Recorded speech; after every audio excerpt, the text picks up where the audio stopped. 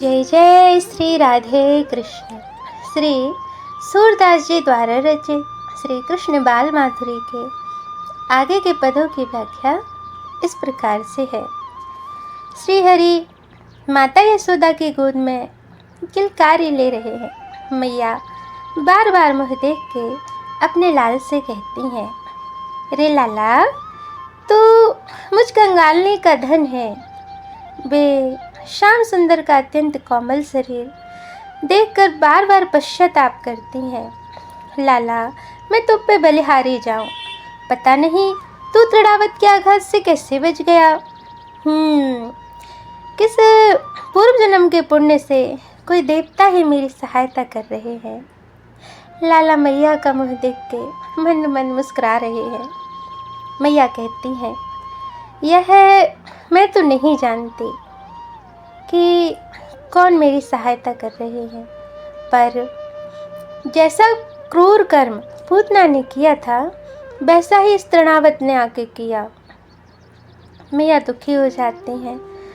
मैया को दुखी समझ के श्याम सुंदर धीरे से हंस पड़ते हैं और हंसते ही उनकी छोटी छोटी दो दतुलियाँ दिख पड़ती हैं। सूरदास जी कहते हैं कि प्रभु ने मैया का चित्त अपने में लगा के उनको उनके दुख से विस्मृत कर दिया। पुत्र का मुँह देखकर यशोदा जी प्रफुल्लित हो उठी। दूध की दतुलियाँ देखकर वे अत्यंत हर्षित हुई। प्रेम में मगन होकर अपने शरीर की सुध भूल गईं और लाला को लेकर गोल गोल घूमने लगीं। आहा, मेरे लाला के दूध की दतुलियाँ आ गई। ओहो, बाहर से उन्होंने ब्रजराज श्री नंद जी को बुलाया। नंद जी, यहाँ तो आओ, यह सुखदायक दृश्य तो देखो। मोहन की तनिक तनिक से निकली दूध की दतुलियों को देखकर अपने नेत्रों को सफल करो आनंद पूर्वक श्री ब्रजराज जी तब वहाँ आए। मोहन का मुँह देखकर उनके दोनों नेत्र तृप्त हो गए। सूरदास जी कहते हैं कि शाम की किलकारी लेते समय उनके दांत इस प्रकार दिख पड़े मानो कमल पुष्प के ऊपर बिजली झड़ी हो। आहा, कितना सुंदर दृश्य।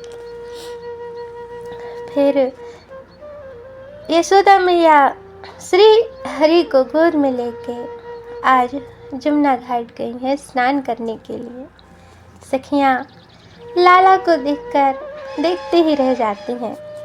उनमें से एक सखी कहती हैं, रे यशोदा, आज तो तू लल्ला को लेके जमुना घाट पे आ गई। क्या हुआ रे? इतने छोटे से लाला को क्या जमुना में के ठंडे पानी से नहाएगी तू? मैया हंसती हैं और कहती हैं, बहुत नटखट हो गया है ये, पता नहीं कब कौन सी मटकी फोड़ दे, कहाँ को माखन खा ले वे, बहुत शरारती हो गया है। जा मारे, जाको संग ले आई हूँ। फिर वो छोटे से कन्हैया को जमुना घाट के एक किनारे में बिठा देती हैं। लल्ला, तू यहीं बैठ, मैं अभी आई स्नान करके। देख, कहीं जाइयो मत, यहीं खेलिए। हे धरती माता, हे सूर्यदेव, मेरे लाला की रक्षा करना, मैं स्नान करके आती हूँ। मैया मन ही मन ऐसी विनती करके स्नान करने चली जाती हैं। इधर लल्ला आहा जमीन पर बैठे हुए हैं। तभी धरती मैया प्रकट होती हैं और हाथ जोड़कर श्री श्याम सुंदर से अनुनय विनय करती हैं। हे श्री हरि, हे परम ब्रह्म, आज आपने धरती पर अवतार लेने के पश्चात प्रथम बार मेरे वक्ष स्थल पर अपने पग रखे हैं। हे भगवान, मुझ दासी के पास तो आपके लिए कुछ देने को भी नहीं है। भगवान, मेरे पास तो यह माटी ही है, सो इसे स्वीकार करो। छोटे से लाला पृथ्वी माता को देखकर सहर्ष ही हंस पड़ते हैं और तुरंत ही माटी उठाकर खा लेते हैं। पास खेल रहे ग्वाल वाल दौड़कर मैया के पास जाते हैं। मैया, ओ मैया यशोदा, देख तेरे लाला ने माटी खाई है, जल्दी देख, कितनी माटी खा ली है। मैया झटपट जमुना से बाहर निकलती हैं और लाला के पास आती हैं। अरे लाला, तेने का खायो? दिखाइए, मुँह खोल, खोल जल्दी, का खायो तेने? कन्हैया धीरे धीरे हंसते हैं और मैया के बार बार आग्रह करने पर अपना मुंह खोलते हैं। आहा, जैसे ही लाला ने अपना मुंह खोला, मैया तो देखकर चौंक गई। ये क्या? मुंह के अंदर संपूर्ण ब्रह्मांड, स्वयं नारायण। मैया खुद उसमें अपने लल्ला का मुंह देख रही है। समुद्र, सूर्य, चंद्र इत्यादि देखकर मैया चक्कर खाकर गिर पड़ी। पास आई गोपियों ने मैया को जल सिंचित करके होश दिलाया। जब मैया को होश आया तब घबरा के जल्दी से अपने लाला को हृदय से लगा लिया। आहा, मैया लाला को गोद लेके नंद भवन की ओर जा रही हैं। रास्ते में घर घर शाम को बड़े बुजुर्गों का आशीर्वाद दिलवाती हैं। न जाने मेरे लाला को क्या हो गया, कोई जादू टोना ना हो। मैया बार बार घबरा रही हैं।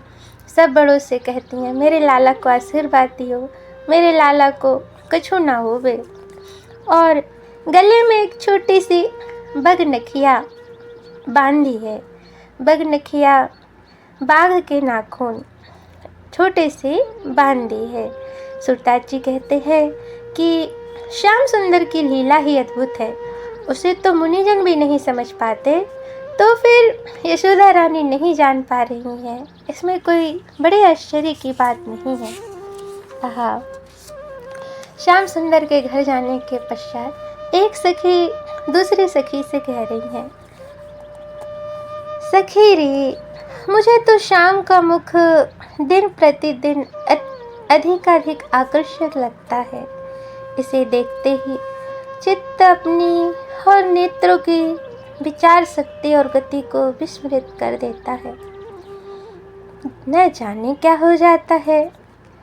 दूसरी सखी कहती है, इस लाल को बार बार गोद में लेने पर भी मन करता है कि इसे अपनी गोद में ही लिए रहूं।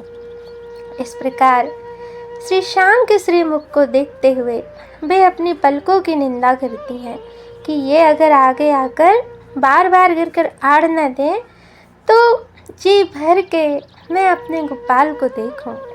मोहन के सुंदर कपोल, लाल अधर तथा छोटे छोटे दांत अत्यंत शोभा दे रहे हैं। बार बार किलक कर अपनी कोमल जीवा से कुछ न कुछ बोलते रहते हैं। सुंदर नासिका, उनके बड़े बड़े नेत्र, दर्शन करने वाले के लिए सदा ही आनंददायक है। सूरदास जी कहते हैं कि ये ब्रज के गोपियों का सौभाग्य धन्य है जो नित प्रति मोहन को देखती हैं।